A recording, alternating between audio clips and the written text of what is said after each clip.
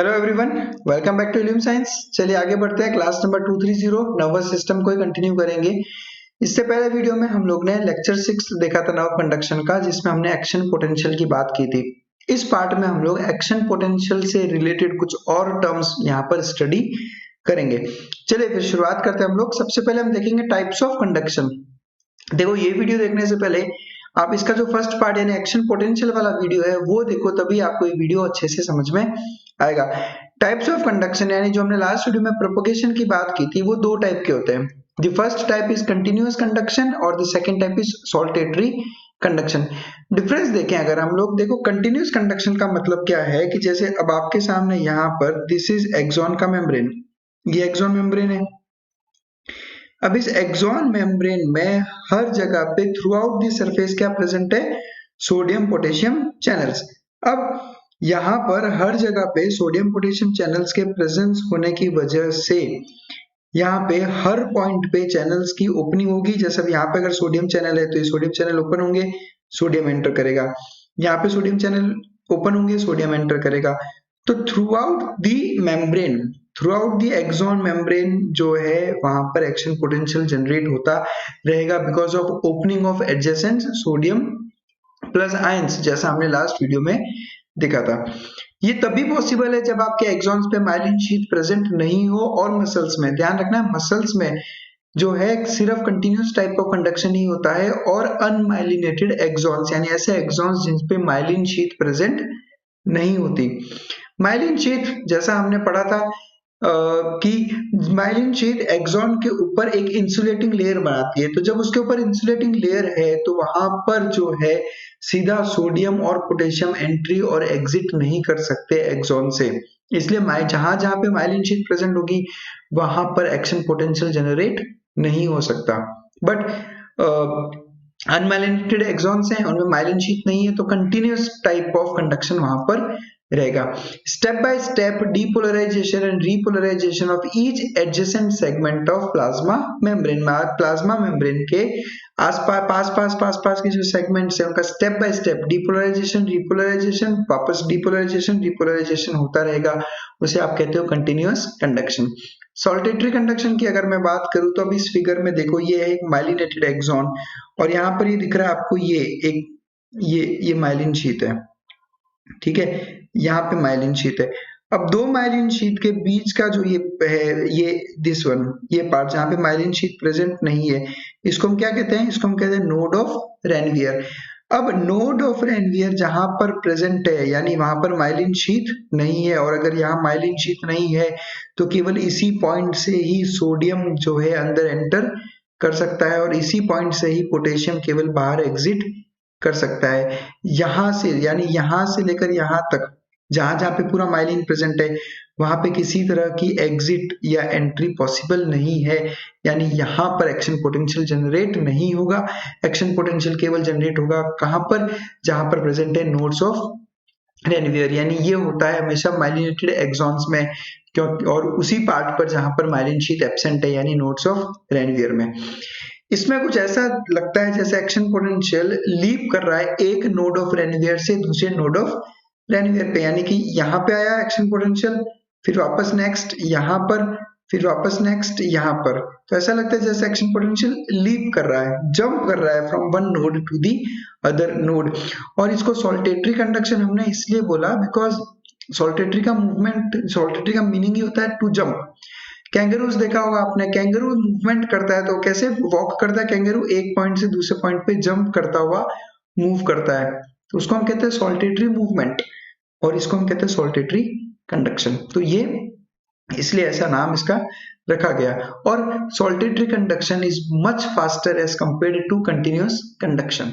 ये बहुत फटाफट होता है सॉल्टेटरी कंडक्शन। यानी आप देखो, इसको मैं अगर बोलूं फर्स्ट पॉइंट, ठीक है, ये फर्स्ट पॉइंट है आपका और ये है आपका सेकंड पॉइंट यानी सेकंड नोड ऑफ रेनवियर और ये तीसरा पॉइंट, तो आपका एक्शन पोटेंशियल सीधा फर्स्ट से सेकंड और सेकंड से फिर सीधा थर्ड, यानी इतना बड़ा डिस्टेंस बहुत कम टाइम में कर लेता है। जबकि कंटिन्यूअस कंडक्शन की अगर मैं बात करूं तो कंटिन्यूअस होने की वजह से इस यहाँ से लेकर यहाँ तक पहुंचने में उसको ज्यादा टाइम लगेगा। इसलिए हम कहते हैं कि जितने भी माइलिनेटेड एक्सॉन्स हैं उनमें कंडक्शन फास्टर होता है as compare to the unmyelinated axons. अब कंटिन्यूअस और सॉल्टेटरी कंडक्शन को एक फिगर के थ्रू अगर हम लोग समझना चाहें तो शुरुआत करूंगा मैं जब इनिशियल टाइम से, यानी टाइम है 1 मिली सेकेंड। इस 1 मिली सेकेंड यानी पहले पॉइंट ऑफ टाइम पर ये वाला सोडियम गेट ओपन हुआ, ठीक है। दूसरी तरफ मैं चल रहा हूँ माइलिनेटेड एक्सॉन पे, यहाँ पर ये माइलिन शीथ प्रेजेंट है, ये माइलिन शीथ और माइलिन शीथ, इनके बीच में ये पहला, दूसरा और तीसरा node of Ranvier. 0.1 millisecond पे ये वाला सोडियम गेट ओपन होने से एक्शन पोटेंशियल यहाँ पर जनरेट हुआ, यानी ओरिजिन इनका यहाँ से हुआ। जब टाइम हो गया 5 मिली सेकेंड, जब टाइम हो गया 5 मिली सेकेंड यानी 4 मिली सेकेंड के बाद में जो कंटिन्यूस टाइप ऑफ कंडक्शन में कहां से कहां पहुंचा, केवल इतना सा डिस्टेंस उसने ट्रेवल किया, जबकि सॉल्टेटरी कंडक्शन में वो यहां से सीधा यहां पे आ गया। 10 मिली सेकेंड यानी 5 मिली सेकेंड और बाद में जब हमने देखा तो कंटिन्यूस टाइप में कंडक्शन में यहां तक इंपल्स आपका पहुंचा, यानी कि इतने टाइम में यहां से लेकर यहां तक का डिस्टेंस कवर हुआ, जबकि ये कंपैरेटिवली इसमें अगर देखा जाए तो सीधा नेक्स्ट नोड ऑफ रेनवियर यानी 10 मिली सेकेंड में ये यहां से यहां तक पहुंच गया। इसलिए हम कह रहे हैं कि saltatory conduction is much faster as compare to continuous type of conduction. Next बात करेंगे ऑल और नन प्रिंसिपल। ऑल मतलब यानी कंप्लीट और नन मतलब जीरो, यानी या तो कंप्लीट होगा या फिर होगा ही नहीं। लास्ट वीडियो में हमने बात की थी थ्रेशोल्ड पोटेंशियल की, और उसमें हमने कहा था कि -70 से जब पोटेंशियल गिरने लगेगा तब वो आएगा -55 मिली वोल्ट। एक बार अगर -55 मिली वोल्ट अचीव कर लिया तो कंप्लीट जो है डीपोलराइजेशन होगा, और -55 नहीं किया तो डीपोलराइजेशन बिल्कुल नहीं होगा। तो इसका मतलब ये है कि कोई भी न्यूरॉन या तो कंप्लीट डीपोलराइजेशन शो करेगा या फिर बिल्कुल डीपोलराइजेशन शो नहीं करेगा।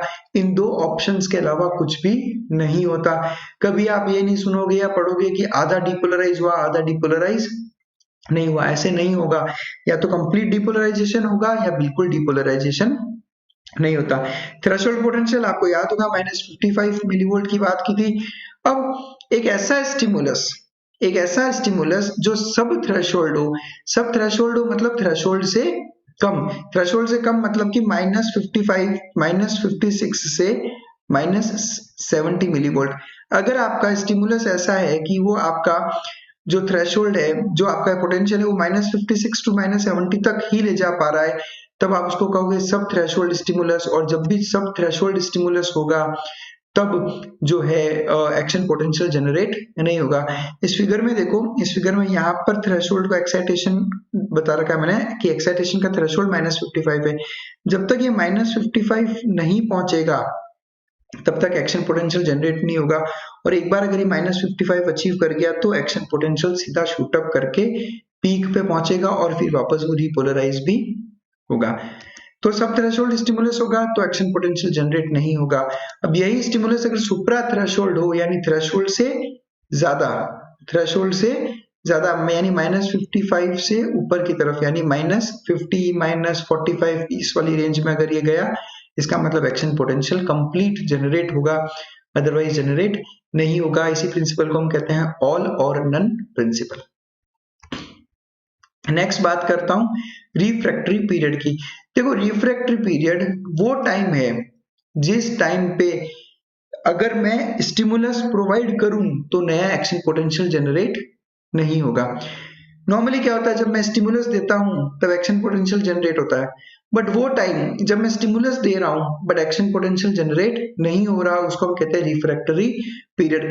डेफिनेशन ये कह रही है कि it is the period after beginning of action potential, यानी एक्शन पोटेंशियल बिगन होने के बाद का पीरियड ड्यूरिंग विच एक excitable cell cannot generate action potential in response to a stimulus, यानी स्टिमुलस देने के बावजूद भी वो एक्शन पोटेंशियल जनरेट नहीं कर रहा, उस पीरियड को हम कहते हैं रिफ्रैक्टरी पीरियड। डेफिनेशन में मैंने लिख दिया during which an excitable cell, यानी कोई भी सेल जो एक्साइटेशन शो करता है, फिर चाहे वो न्यूरॉन की बात करो आप या फिर बात करो मसल की, दोनों के अंदर ही जो है रिफ्रैक्टरी पीरियड होगा। जब तक उस पीरियड में आप उस न्यूरॉन को और उस मसल को वापस से जो है एक्शन पोटेंशियल उसमें जनरेट नहीं करवा सकते, उसी टाइम पीरियड को आप कहते हो रिफ्रैक्टरी पीरियड। अब ये रिफ्रैक्टरी पीरियड दो टाइप का होता है, एक होता है एब्सोल्यूट रिफ्रैक्टरी पीरियड और एक होगा relative refractory period. Absolute refractory period वो वाला टाइम है जब आप कितना ही स्ट्रॉन्ग स्टिमुलस दे दो, जो एक्शन पोटेंशियल जनरेट नहीं हो सकता। Even strong stimulus can not initiate the second action potential, चाहे आपका स्टिमुलस कितना ही स्ट्रॉन्ग हो, एक्शन पोटेंशियल जनरेट नहीं होगा। रिलेटिव रिफ्रैक्टरी पीरियड में बेसिकली क्या होता है कि एक स्टिमुलस नॉर्मल से ज्यादा यानी एक स्ट्रॉन्गर स्टिमुलस अगर आप दे रहे हो तब एक्शन पोटेंशियल जनरेट हो सकता है। नॉर्मल स्टिमुलस दिया तो रिलेटिव रिफ्रैक्टरी पीरियड में एक्शन पोटेंशियल जनरेट नहीं होगा, लेकिन अगर स्टिमुलस नॉर्मल से ज्यादा या नॉर्मल से स्ट्रॉन्गर है तो एक्शन पोटेंशियल अगर जनरेट होता है तो रिलेटिव रिफ्रैक्टरी पीरियड है, और कितना ही स्ट्रॉन्ग दे दो रीजनरेट नहीं हो रहा तो वो एब्सोल्यूट रिफ्रैक्टरी पीरियड कहलाता है। एब्सोल्यूट रिफ्रैक्टरी पीरियड वो टाइम है जब आपके सोडियम चैनल्स अब तक ओपन है, यानी जब तक आपके सोडियम चैनल्स ओपन है तब तक आप उस एक्सॉन को या उस मसल को कितना ही स्ट्रॉन्ग स्टिमुलस दो, आप नया एक्शन पोटेंशियल जनरेट नहीं कर सकते। और रिलेटिव रिफ्रैक्टरी पीरियड वो वाला टाइम है जब पोटेशियम गेट्स ओपन है, यानी सोडियम गेट्स यहाँ पर क्लोज हो चुके हैं और पोटेशियम गेट्स अभी भी ओपन है। इस टाइम पे अगर आप एक नॉर्मल से स्ट्रॉन्गर स्टिमुलस प्रोवाइड करते हो तो वो सोडियम गेट्स ओपन करवा सकता है, और सोडियम गेट्स के ओपन होने पर एक्शन पोटेंशियल नया जो सेकंड एक्शन पोटेंशियल है वो जनरेट होगा। This is called as relative refractory period. और जो सेकंड वाला है वो that is absolute refractory period, जब सोडियम गेट्स सारे ओपन है। तो जब सोडियम गेट्स ओपन है तो कितना ही स्ट्रॉन्ग स्टिमुलस दो, एक्शन पोटेंशियल आप जनरेट नहीं कर सकते। रिफ्रैक्टरी पीरियड में डिफरेंस देखो, दो एक्सॉन्स को कंपेयर करेंगे हम लोग। एक एक्सॉन जिसका सरफेस एरिया बड़ा है यानी उसका डायामीटर बड़ा है, अब डायामीटर बड़ा होगा तो ऑब्वियसली उसका सरफेस एरिया ज्यादा होगा, और एक एक्सॉन जिसका सरफेस एरिया कम है यानी डायमीटर उसका कम है। तो जिन एक्सॉन्स में सरफेस एरिया बड़ा होता है उनमें रिफ्रैक्टरी पीरियड शॉर्ट टाइम का रहता है। रिफ्रैक्टरी पीरियड शॉर्ट टाइम का है। ऐसे न्यूरॉन्स में देखा गया है कि 0.4 मिली सेकेंड का रिफ्रैक्टरी पीरियड है, यानी 0.4 मिली सेकेंड तक ये सेकंड एक्शन पोटेंशियल जनरेट नहीं करने देगा। लेकिन स्मॉल सरफेस एरिया के एक्सॉन्स की बात करो तो उनका रिफ्रैक्टरी पीरियड ज्यादा रहता है, और रिफ्रैक्टरी पीरियड अगर छोटा है, शॉर्ट टाइम के लिए है, इसका मतलब एक सेकंड में ज्यादा इंपल्सेस जनरेट कर सकता है। ऐसे न्यूरॉन्स में देखा गया है कि एक सेकंड में 1000 इंपल्सेस पॉसिबल है जनरेट करना। क्यों? क्योंकि रिफ्रैक्टरी पीरियड शॉर्ट है। जबकि स्मॉल सरफेस एरिया वाला एक्सॉन्स में रिफ्रैक्टरी पीरियड लंबा रहता है, 4 मिली सेकेंड, यानी कि इसका 10 टाइम से ज्यादा है, 0.4 मिली सेकेंड्स, और इसका रिफ्रैक्टरी पीरियड 4 मिली सेकेंड, यानी 4 मिली सेकेंड्स तक ये नया एक्शन पोटेंशियल जनरेट नहीं कर पाएगा। यानी इसमें पर सेकंड होने वाले जो एक्शन पोटेंशियल या इंपल्सेस है वो कम होंगे। इसमें मैक्सिमम आप 250 इंपल्सेस जनरेट कर सकते हो पर सेकंड, लेकिन लार्जर में आप 1000 इंपल्सेस जनरेट कर सकते हो। रीजन इतना ही है कि एक्सॉन का सरफेस एरिया जितना बड़ा होगा उसके ऊपर जो गेट्स हैं वो उतने ही ज्यादा प्रेजेंट होंगे। जितने ज्यादा आपके पास में गेट्स प्रेजेंट होंगे उतना ज्यादा रिफ्रैक्टरी पीरियड उसका कम होगा। जबकि शॉर्ट जो स्मॉलर सरफेस एरिया वालों पे जो गेट्स है वो गेट्स का नंबर क्या होगा? कम। यहाँ पर गेट्स का नंबर होगा ज्यादा, इसलिए इनका रिफ्रैक्टरी पीरियड कम होता है। नेक्स्ट चलते हैं factors that affect speed of propagation. जो हमने लास्ट टाइम प्रोपगेशन स्टडी किया था कि किस तरह से एक्शन पोटेंशियल ओरिजिन पॉइंट से यानी एक्सॉन से लेकर जो हमारा जो टर्मिनल्स है, एक्सॉन टर्मिनल्स, वहां तक जो प्रोपोगेट करता है। तो ऐसे कौन कौन से फैक्टर्स है जो डिटरमाइन करते हैं इस स्पीड को? सबसे पहला है अमाउंट ऑफ माइलिनेशन। हमने वीडियो स्टार्ट होते ही देखा था कि माइलिनेटेड न्यूरॉन्स में जो केवल जो एक्शन पोटेंशियल जनरेट हो रहा है वो एक नोड से दूसरे नोड की तरफ, यानी जितने ज्यादा माइलिनेशन प्रेजेंट होगा उतना ही फास्ट, उतना ही रैपिड कंडक्शन होता है, इसलिए रैपिड कंडक्शन इन माइलिनेटेड एक्सॉन्स। नेक्स्ट बात करता हूं डायामीटर ऑफ एक्सॉन। तो हमने थोड़ी देर पहले भी डिस्कस किया कि जितना ज्यादा आपका डायामीटर लार्ज होगा उतना ज्यादा आपका सरफेस एरिया ज्यादा होगा, जितना ज्यादा सरफेस एरिया ज्यादा होगा उतने ज्यादा आपके पास में वोल्टेज गेटेड चैनल्स प्रेजेंट होंगे, और जितने ज्यादा वोल्टेज गेटेड चैनल्स प्रेजेंट होंगे उतना फास्टर आपका कंडक्शन होगा, यानी एक थिक एक्सॉन में कंडक्शन जो है फास्ट रहता है as compared to thin axon जिनमें कंडक्शन की स्पीड थोड़ी स्लो रहता है। नेक्स्ट है टेम्परेचर की बात करूंगा तो टेम्परेचर में टेम्परेचर जब कम होता है तो उसका स्पीड भी जो है कंडक्शन का वो कम होने लगता है। अगर टेम्परेचर कम है तो लोअर स्पीड पे कंडक्शन रहता है। तो ये तीन मेन फैक्टर्स है, अमाउंट ऑफ माइलिनेशन, एक्सॉन का डायामीटर और टेम्परेचर, जो अफेक्ट करता है प्रोपगेशन की स्पीड को। बस that's it, thank you very much. जुड़े रहिए हमारे चैनल इल्यूम साइंस के साथ में, इसी तरह के और अच्छे वीडियोस हम लोग आप तक पहुंचाते रहेंगे। Thank you very much for connecting with us.